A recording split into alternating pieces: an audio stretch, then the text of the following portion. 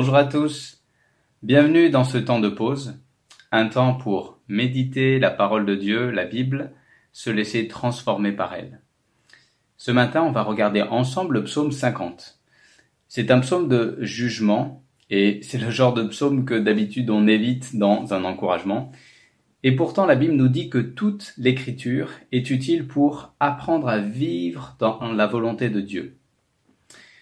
Et ce jugement, on va voir qu'il va nous aider. Il va nous aider à vivre davantage dans la reconnaissance de ce que Dieu a fait pour nous, plutôt que dans la dynamique d'essayer de faire des sacrifices pour Dieu.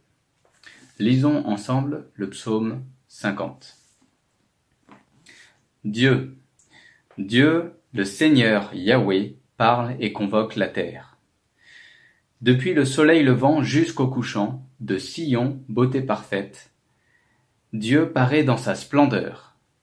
Il vient, notre Dieu, il ne garde pas le silence. Devant lui, c'est un feu dévorant. Autour de lui, une violente tempête. Il crie vers le ciel en haut et vers la terre pour juger son peuple. Rassemblez-moi mes fidèles, qui conclut mon alliance sur sacrifice. Le ciel dira sa justice, car c'est Dieu qui est juge. Écoute, mon peuple, et je parlerai. Israël, je témoignerai contre toi. Je suis Dieu, ton Dieu. Ce n'est pas pour tes sacrifices que je te fais des reproches. Je ne prendrai pas un taureau de ta maison, ni des boucs de tes bergeries, car tous les animaux de la forêt sont à moi, toutes les bêtes des montagnes par milliers. Je connais tous les oiseaux des montagnes, et tout ce qui se meut dans les champs m'appartient. Si j'avais faim, je ne te le dirais pas, car le monde m'appartient avec tout ce qui s'y trouve. Est-ce que je mange la viande des taureaux? Est-ce que je bois le sang des boucs? En sacrifice à Dieu, offre ta reconnaissance. Acquitte-toi de tes vœux envers le Très-Haut. Invoque-moi au jour de la détresse. Je te délivrerai et tu me glorifieras. Et Dieu dit aux méchants, « Quoi donc? Tu énumères mes prescriptions et tu as mon alliance à la bouche, toi qui détestes l'instruction, toi qui rejettes mes paroles derrière toi. Si tu vois un voleur, tu te plais avec lui, et ta part est avec les adultères. Tu livres ta bouche au mal, et ta langue tisse la tromperie. Tu t'assieds et tu parles contre ton frère. Tu diffames le fils de ta mère. Voilà ce que tu as fait, et j'ai gardé le silence. Tu t'es imaginé que j'étais comme toi, mais je vais te faire des reproches, et tout exposer sous tes yeux. Comprenez donc cela, je vous prie, vous qui oubliez Dieu, de peur que je ne déchire sans que personne délivre. Celui qui, en sacrifice, offre la reconnaissance, me glorifie, et celui qui veille sur sa voie, je ferai voir le salut de Dieu. Alors ce passage nous parle du jugement de Dieu. Et ce jugement, il n'est pas là pour nous écraser, il est là pour nous corriger. Et il est là pour nous corriger de deux écueils, deux erreurs dans lesquelles nous pouvons entrer. La première, c'est l'approche moralisante vis-à-vis de Dieu, qui est une première erreur. La deuxième erreur, c'est d'avoir une approche hypocrite. Alors, l'approche moralisante, c'est le fait de venir à Dieu en disant « je vais te faire une faveur, Dieu ». C'est penser que Dieu a besoin de nos actions. Penser que nous sommes en train de faire une faveur à Dieu en faisant tel ou tel sacrifice. Dans le psaume 50, Dieu rappelle qu'il n'a besoin de rien de notre part. Il est celui qui a tout créé, celui qui possède toutes choses, celui à qui on ne peut rien rajouter, à qui on ne peut rien enlever. Et nos sacrifices ne sont pas là, ne sont pas utiles à Dieu. Et le psaume 50 nous invite davantage à considérer que tout ce que nous avons est en fait un don de Dieu, est un cadeau, et que tout est grâce de Dieu, et que par conséquence, une réponse correcte et une réponse qui plaît à Dieu, c'est une réponse par reconnaissance. de vivre dans la reconnaissance de ce que Dieu nous donne, de ce que Dieu nous a fait pour nous et de ce que Dieu donne de bonnes choses pour nous.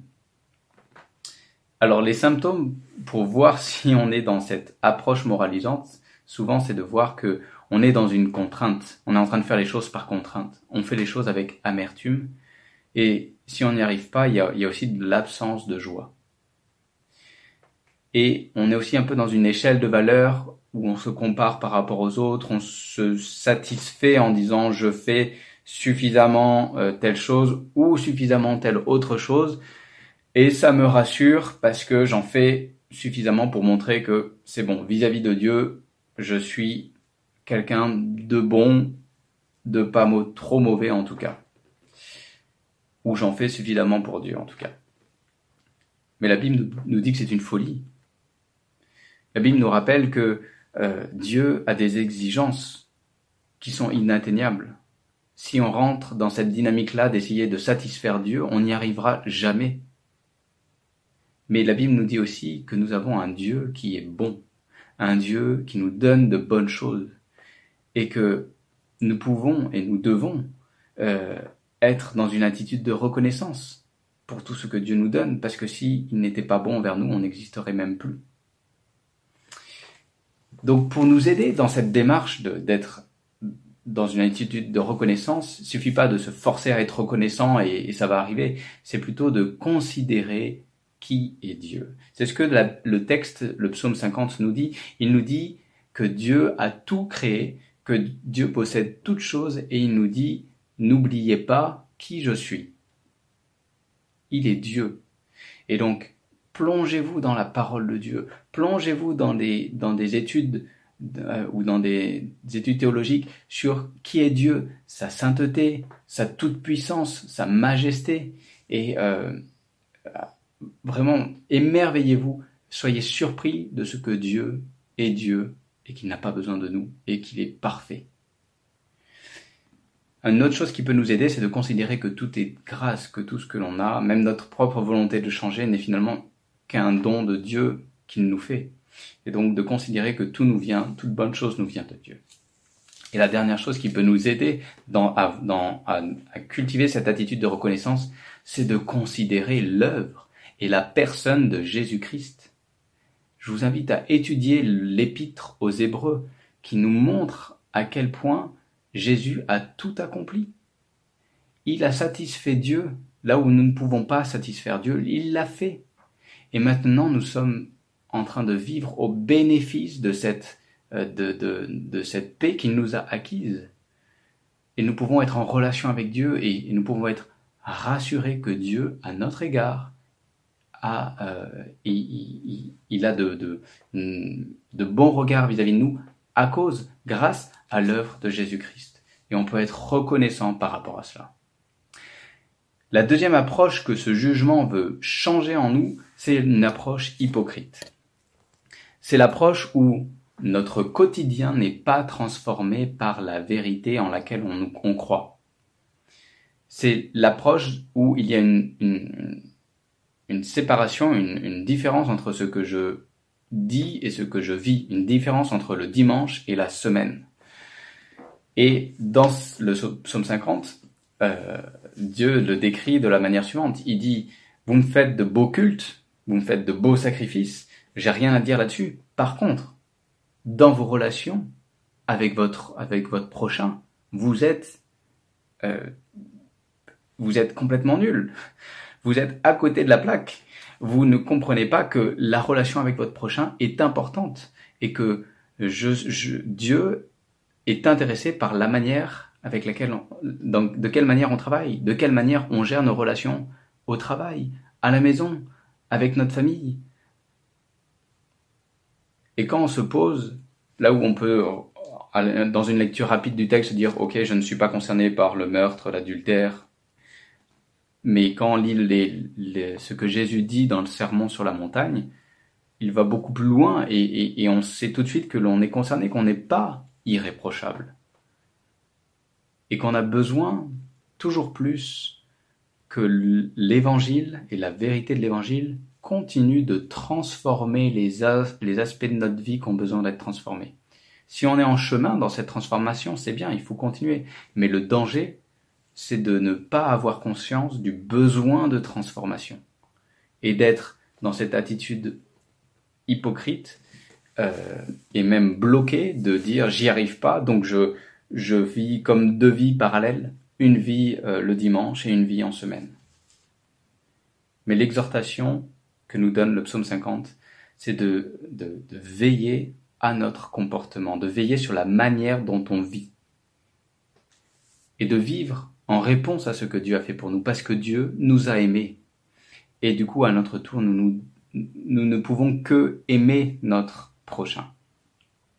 Et pour nous aider dans cela, ce qui est important, je pense, c'est de comprendre que Dieu est le Dieu de la matière. Il est le Dieu qui nous a donné un corps, il est le Dieu qui nous a donné une terre, il est le Dieu qui nous a donné le travail. Et trop souvent, en tant que chrétien, on se dit ces choses sont des choses du monde, ce n'est pas spirituel, et on se dit que au ciel, ça sera que de l'esprit et il y aura rien de tout cela. Mes amis, la Bible nous dit que nous aurons un nouveau corps, qu'il y aura un nouveau ciel, une nouvelle terre. Dieu est le Dieu du travail avant la chute. Et on a besoin de comprendre que Dieu s'intéresse à ces choses. Il n'est pas en train de se voiler la face en disant oula, c'est juste quelque chose de passager et il faut le supporter parce qu'ils sont sur terre. Non, Dieu est le Dieu qui a créé le travail. Il a créé la matière, notre corps. Et du coup, Dieu s'intéresse à notre quotidien, s'intéresse à la façon dont on gère notre corps, dont on gère le travail, dont on gère nos relations. Dieu s'intéresse à ces choses et il veut que l'on vive dans l'attachement à lui dans ces choses. Ça va nous aider à sortir de cette séparation de il y a ce qui est spirituel et ce qui n'est pas spirituel. Non, tout est spirituel. Ce qui va nous aider aussi, c'est de considérer l'amour de Dieu envers nous alors qu'il connaît tout ce qui ne va pas en nous. Si on est dans cette dynamique, ça va aussi nous aider à aimer notre prochain, même si on voit des choses qui ont besoin d'être changées. En conclusion, mes amis, nous avons besoin que ces choses changent en nous, cette approche qui peut être une approche moralisante où on peut se satisfaire de ce que je fais à Dieu me rassure. Je fais des sacrifices pour Dieu et ça me rassure dans ma relation avec lui. C'est une approche qui doit changer. L'autre approche qui doit changer, c'est l'approche hypocrite où on vit presque de deux manières différentes. Et ce psaume nous invite, nous exhorte à vivre en réponse à ce que Dieu a fait pour nous. Il nous invite à avoir une attitude reconnaissante parce que Dieu nous donne de bonnes choses et tout ce que l'on a de bon nous vient de Dieu. Il nous invite à veiller sur la manière que l'on vit parce que Dieu nous a aimés et à notre tour, nous ne pouvons que aimer notre prochain. Mes amis, nous avons tout reçu pleinement pour vivre dans l'attachement à Dieu et ce n'est pas quelque chose d'insurmontable, mais le Saint-Esprit qui vit en nous est là pour nous aider à vivre ces choses. Et ma prière, c'est que Dieu continue son œuvre transformatrice dans nos cœurs pour vivre dans l'attachement avec lui, dans notre relation avec lui, dans notre relation avec notre prochain. Soyez puissamment encouragés par ce texte. À bientôt.